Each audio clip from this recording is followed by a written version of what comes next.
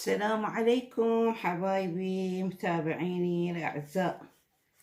إن شاء الله رمضان خير ومبارك عليكم، كل عام وانتم بألف خير وصحة وسلامة. اليوم أول يوم رمضان، إن شاء الله يعود عليكم بخير وصحة وسلامة يا رب. الله يرزق كل الناس والله يحقق أمنيات كل الناس، آمين يا رب. اليوم أنا متعودة أول يوم رمضان أكثر البيوت هي طبعا أسوي تشريبة دجاج، تشريبة شوية ترد الروح. هذا الدجاج قطعته، هسه أبدي أقطع الأشياء كلها وبعدين أرجع لها. وهاي عندي طماطاية، أكو ما يحطون طماطة وبصل وبتيتة.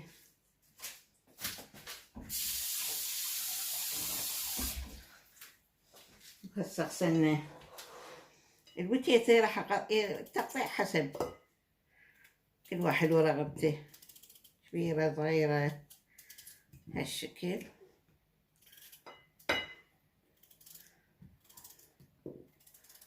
البصل ما راح أقطعه، بس الطماطة أقطعها 4 قطع.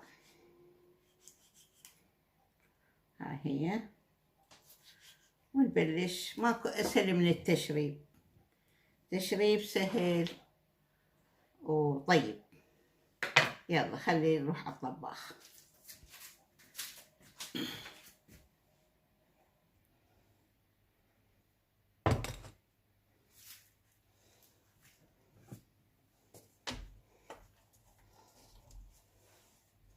خلي شوية زيت، لا هواية، بس حتى أقلب بيه الدجاج.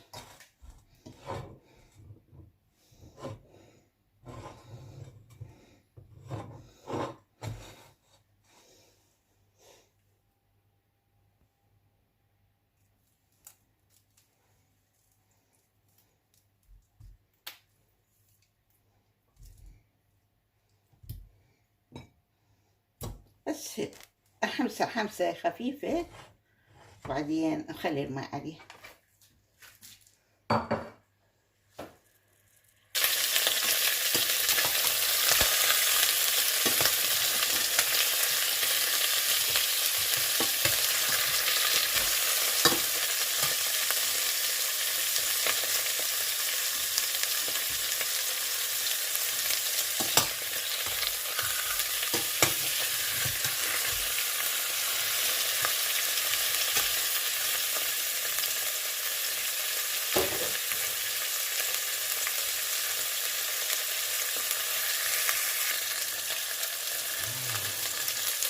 طبعا أنا هنا محضرة شاي نوم بصرة. شوفوا شاي نوم بصرة، هاي نوم بصرة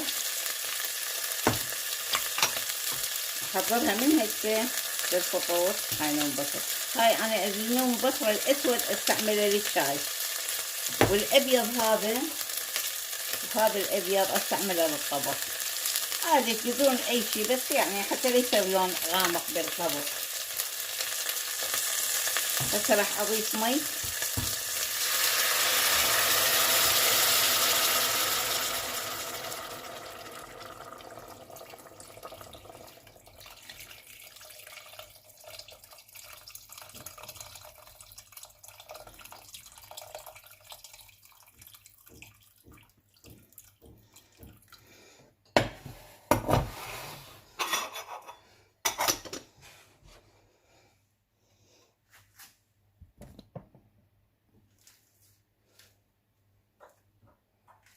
وراح أخلي نوم بصرة، هاي 3، والبصل والبتيتة والطماطم.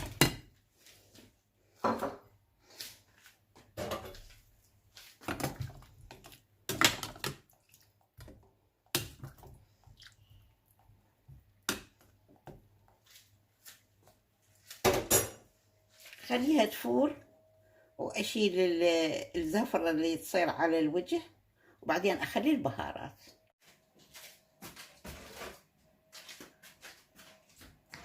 هسه نسوي الزلاطة.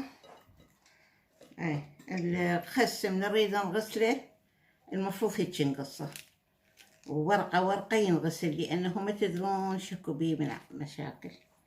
هالشكل أفضل.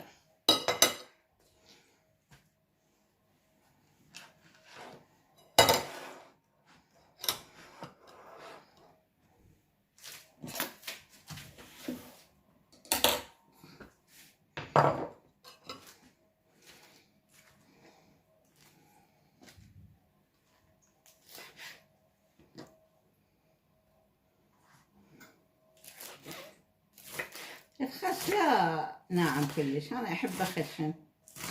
هاي طبعا أذواق.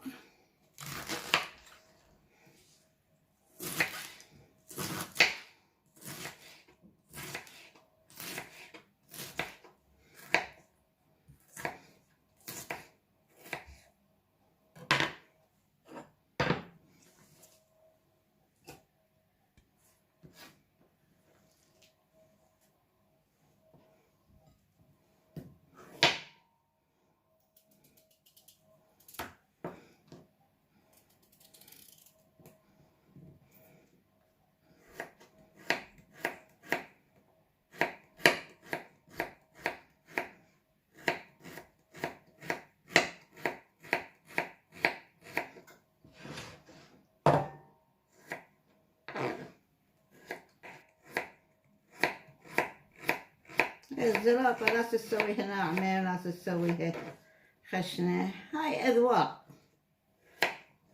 أنا الناعمة كلش ما أحب، ما أحب شكلها يعني واحد ما يحس شنو اللي دا ياكله. هيك خشن تعرف أنت إذا تاكل خس، إذا تاكل جزر، بينما هذا كلش ناعمة مطحونة يعني. ما هي أذواق، ما أدري أنتو شنو تحبون الزلاطة، ناعمة خشنة؟ والزلاطة طبعا كل الأنواع الخضار تقدرون تخلون بيها. أنا نوبات حتى تفاحة أخضر أخلي بيها، طماطم.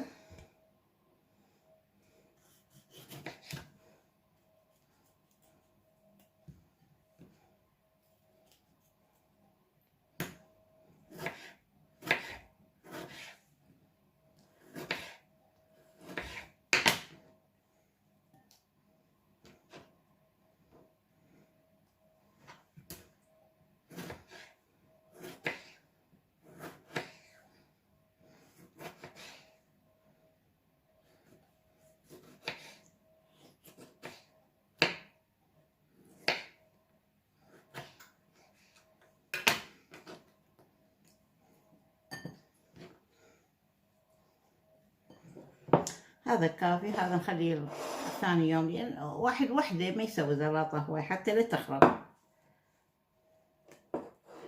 هاي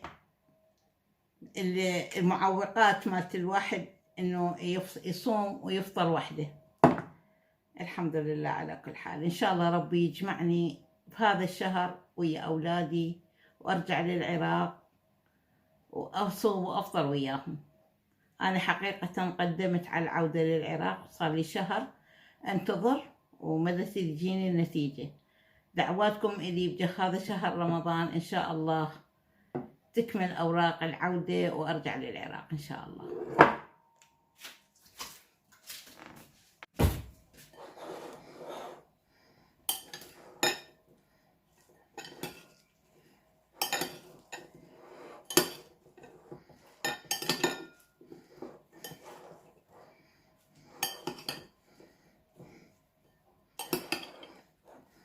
خلي شوية ملح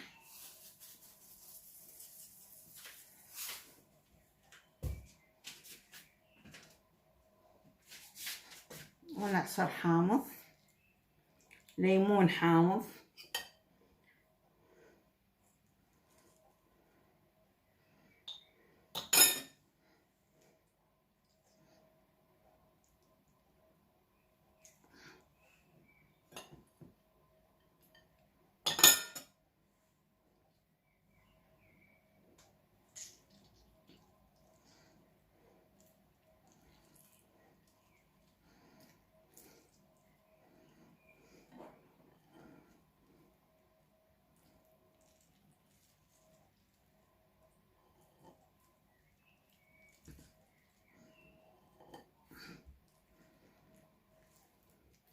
شقد طيبة ريحة الحامض، روائح منعشة سبحانك يا الله. شقد تخلق أشياء جميلة بالطعام، بالروائح، بالألوان، سبحانك يا الله.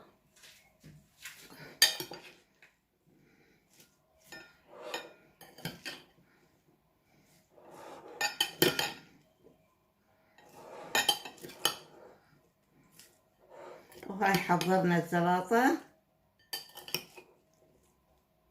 وننتظر آذان الإفطار.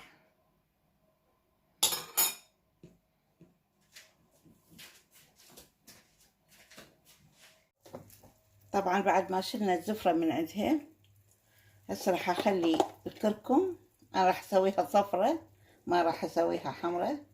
اللي يريدها حمرة يخليها معجون.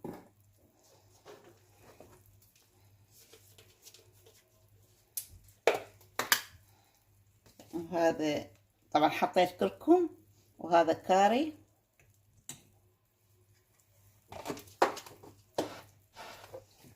واللي يحب الفلفل الحار، فلفل الحار، هاي انا احط فلفل حار،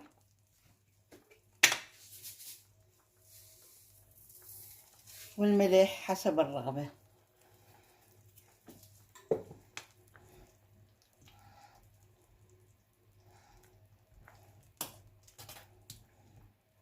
هاي نفعصها شوية هيك حتى ينزل الحامض مالتها. اني افعصها، افعصوها. وبعدين ورا ما نصبها هم نعصرها هالشكل على الاكل. راح نشوفها ان شاء الله وقت الفطور. هسه هذا قبل الفطور، ورا الفطور ان شاء الله نصبها. وسهمكم العافية.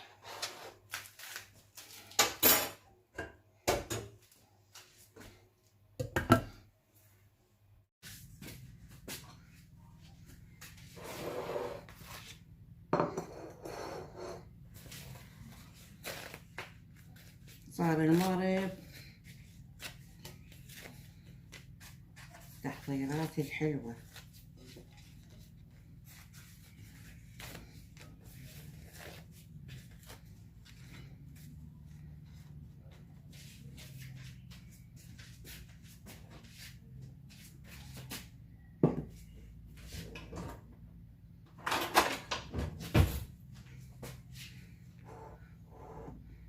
بسم الله الرحمن الرحيم، ما شاء الله.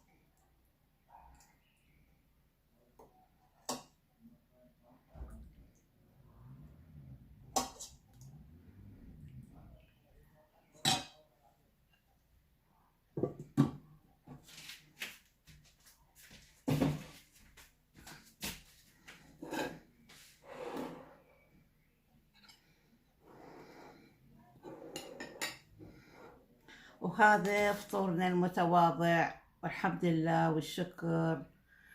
ورمضان مبارك عليكم، وصيام مقبول، الله يتقبل الطاعات. مع السلامة.